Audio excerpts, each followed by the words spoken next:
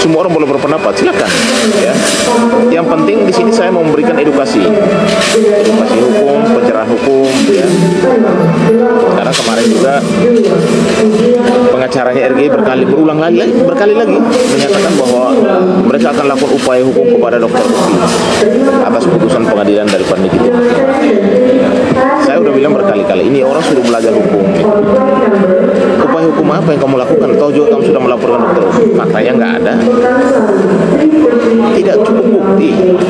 Dr. Uki hanya memfasilitasi permintaan, ya, fasilitasi permintaan Dr.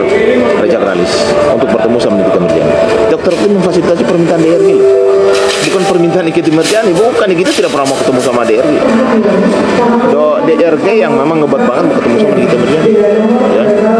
Jadi saya mau menyampaikan bahwa kepada teman-teman semua bahwa yang memulai, yang meminta supaya RG itu mau ketemu sama Nikita Mirjani, itu bukan Nikita yang minta untuk RG mau ketemu Nikita, bukan Mail, bukan Dr. Oki, bukan, tapi DRG yang ngebat banget mau ketemu sama Nikita Mirjani.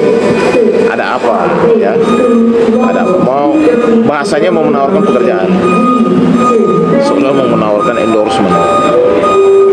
Dr. Oki sebenarnya awalnya nggak mau. Dokter bilang saya sebenarnya malas, nggak mau kedua orang bertemu. Karena Nikita juga awalnya nggak mau ketemu. Mungkin kita sudah curiga kan, ada apa nih? Kok tiba-tiba orang ini mau ketemu sama saya? Ternyata ada penawaran, ya, pekerjaan yang disepakati dengan angka 4 miliar yang awalnya Nikita minta 5 miliar. Ya wajar kalau Nikita melakukan endorsement atau pekerjaan, wajar. Sekelas dia 5 M kecil lah kalau menurut saya, ya kan? Jadi itu yang perlu saya sampaikan. Jadi bagi PH-nya DRG yang kemarin statement bahwa kamu sebut nama saja, oh itu siapa, ya, kasih tahu saja langkah hukum yang kamu ambil apa, ya kan? Jadi saya mau sampaikan kepada teman-teman semua bahwa sebagai warga negara yang baik dan juga sebagai praktisi hukum, saya menghormati putusan Pengadilan Negeri Jakarta Selatan. Tetapi ada upaya hukum lagi oleh pihak terdakwa kalau menurut saya, ya. Karena dia belum ingkrah. 14 hari ini kesempatan buat PH-nya Nikita Mirjani untuk memperjuangkan membebaskan Nikita Mirjani. Kalau nanti di pengadilan tinggi ternyata, ya, hakim pengadilan tinggi memeriksa perkara Nikita dan putusan ini ternyata pasal pemerasan, TPPU, pengancaman kalau tidak terbukti, ya itu welcome buat Nikita, pasti langsung pulang. Karena dengan potong masa tahanan, putusan ITE-nya bisa langsung pulang. Jadi kita tuh begini loh, saya ini berada di posisi masyarakat, ya. Jadi bagaimana bisa, ya, kalau soal laporannya RG kan saat ini masih dalam proses, ya. Jadi kita melihat sesuatu itu harus secara objektif, ya, karena saya berbicara sebagai seorang advokat, artinya saya memberikan pendapat hukum, pandangan hukum saya terkait semua perkara itu pasti objektif, ya, karena saya harus bisa mempertanggungjawabkan itu. Karena begini, undang-undang advokat memerintahkan kepada kami, salah satunya adalah memberikan bantuan hukum gratis kepada masyarakat. Ya, salah satunya adalah konsultasi hukum gratis kepada masyarakat, gitu, lewat, ya, kalau kita bisa bertemu bisa, tapi kan pertemuan itu tidak mungkin bisa 1-2 hari atau sampai ratusan orang. Tapi dengan media yang saat ini lagi ngetren, adalah media sosial TikTok. Media terbesar di dunia hari ini kalau media TikTok. Semua kegiatan kita bisa kita langsung update di media TikTok. Dan ini menurut saya cukup baik, ya, kita bisa berkomunikasi lewat media sosial, khususnya TikTok. Jadi kemarin dari Indosiar, dari ECTV, dari Cumi-Cumi, dari Intes dan lain sebagainya minta, ya kan? Ya, Nikita, saya punya keyakinan sebagai praktisi hukum ketika kasus ini banding ke PT, ya, banding ke PT, saya yakin bahwa Nikita bisa langsung pulang.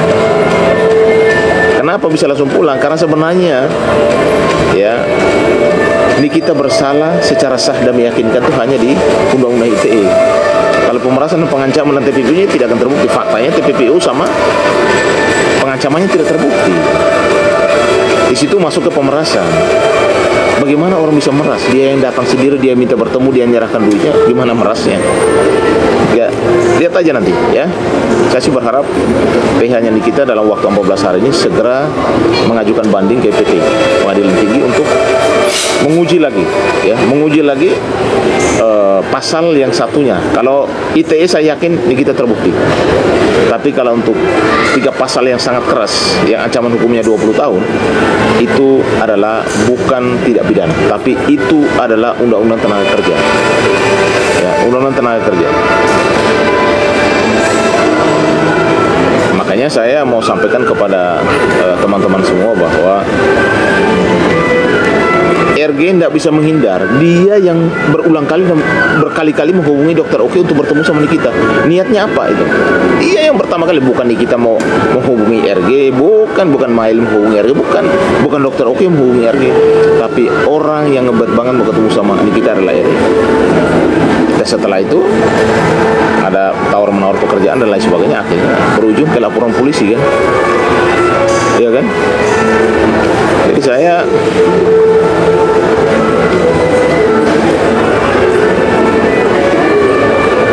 ya, kalau di pengadilan tinggi udah pasti hakimnya tidak sama dong, ya, hakim tidak sama. Pengadilan tinggi itu kan punya hakim tinggi ya. Ya, saya ini bagus nih. Laporan Bang Sunan soal pemukulan gimana, Bang? Jadi saya mau perlu sampaikan bahwa ya ini lewat media sosial juga. Saya ingatkan kepada terlapor ya, 2 orang yang dilaporkan oleh Saudara Sunan Kalijaga perkara kasus TV One.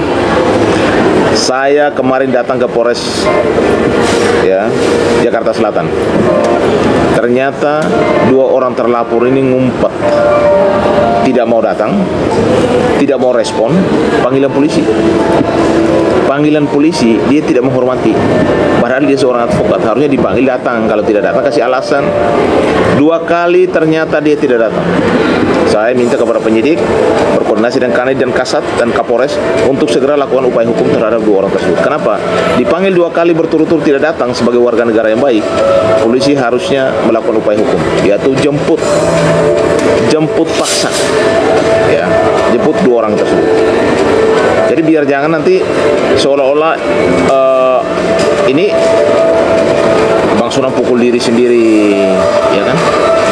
Bang Sunan itu ya rekayasa kasus dan lain sebagainya. Itu nggak ada. Kita sudah bisa buktikan kok di pengadilan, kepolisian. Dan yang kedua juga saya ingatkan kepada TV One.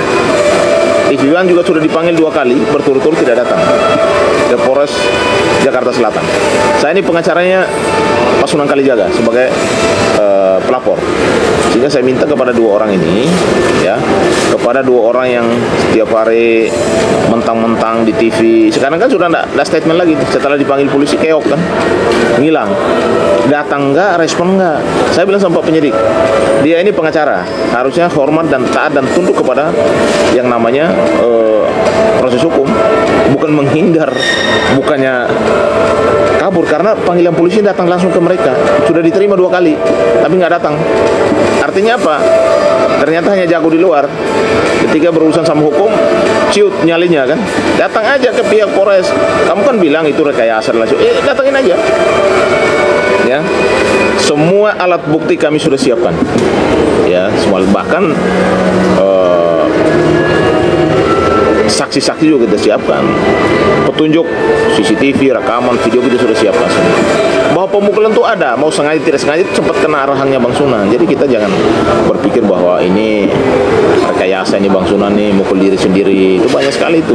Kita mau tunjukkan bahwa tidak pidana itu terjadi di ruangan TV One. Dan TV One juga sebagai tempat di mana acara digelar, dan TV One yang mengundang kita untuk hadir ke sana. Ya, saya di live TikTok ini saya mengingatkan kepada tim pengacara RG yang dilaporkan oleh Bang Sunan di Polres Metro Jakarta Selatan untuk segera datang memberikan kesaksian atau keterangan kepada pihak kepolisian, penyidik Polres Jakarta Selatan. Anda jangan ngumpat, ya, gentleman, jangan ngumpat. Giliran dipanggil polisi ngumpat, giliran enggak ngomongnya setinggi langit itu. Apalagi ada satu lagi itu pengacara RG itu kemarin tuh, itu keluar lagi tuh. Ini Dokter Oki ini harus dilaporkan lagi. Lo ini belajar hukum, apa yang mau dilaporin? Laporan orang kamu kan mendak juga. Kenapa? Karena tidak ada bukti, alat bukti yang kuat untuk mentersangkakan dokter Oki. Klienmu itu yang ngebet banget ketemu sama dokter Oki, malah dia yang menghubungi duluan. Transaksional itu antara Nikita sama RG tidak ada dilibatkan dokter Oki-nya. Yang kedua, dokter Oki tidak pernah menerima sesen pun dari transaksi tersebut, kecuali ada hadiah buat dokter Oki dari NM, atau dokter Oki minta jatah dari NM berapa juta atau berapa ratus ribu, itu boleh. Faktanya kan dia tidak dapat apa-apa, ya. Jadi saya mau sampaikan bahwa saya ini pengacaranya Sunan Kalijaga. Beliau sebagai korban dan saya pengacaranya. Saya ingatkan kepada pengacara RG yang kemarin kami laporkan 2 orang kasus TV One. Segera datang ke Polres, ya, ke Polres Jakarta Selatan. Anda ini lawyer, Anda ini penegak hukum, harusnya menghormati proses hukum. Jangan ngumpet, ya, jangan ngumpet, ya. Jangan sampai kami yang cari kamu. Jadi jangan ngumpet, datang ke Polres, kasih keterangan. Kamu kan sudah bikin surat pernyataan di materai 10.000 kamu lakukan pemukulan, ya kan? Jadi saya mau sampaikan itu supaya proses hukumnya jangan sampai nanti terhambat gara-gara tidak datang. Kemarin saya bilang sama penyidik, ini harus ada upaya hukum, ya, harus ada upaya hukum supaya orang itu siapapun warga negara Indonesia harus tunduk dan taat kepada proses hukum. Jangan karena dia pengacara dia tidak mau datang. Ya ini saya harus sampaikan supaya kemarin saya sudah minta kok penyidik punya kewenangan untuk melakukan upaya paksa kepada 2 orang terlapor yang saat ini dipanggil 2 kali tidak datang. Saya sudah minta kepada penyidik Polres Jakarta Selatan untuk melakukan tindakan, ya, upaya paksa kepada 2 orang tersebut. Harus dibawa paksa ini. Karena dulu ngebot nih, teriak-teriak kan, ngomongnya tinggi langit. Giliran dipanggil polisi nggak mau datang, ya kan? Giliran dipanggil polisi, kami mau buktikan bahwa kejadian itu ada dan terjadi, bahwa Sunan Kalijaga adalah korban daripada pemukulan. Itu fakta. Kenapa dia tidak mau datang? Karena dia tahu, satu, dia sudah bikin surat pernyataan bahwa saya memukul. Yang kedua, satunya pemicunya juga ada. Jadi saya hanya menyampaikan bahwa sebagai pengacara, sebagai advokat, jangan hanya keluar-keluar di media sosial. Satu lagi tuh, kemarin tuh, saya ingatkan ke saudara, jangan bawa nama dokter Oki lagi untuk kasusnya Nikita Mirjani. Ya, putusan kemarin sudah jelas bahwa yang bersalah adalah Nikita Mirjani, bukan dokter Oki. Kamu dari dulu ngebet banget tuh, minta dokter Oki jadi tersangka lah. Emang kamu polisi, ya? Jadi saya hanya mau sampaikan itu supaya kita semua harus bisa menghormati proses hukum.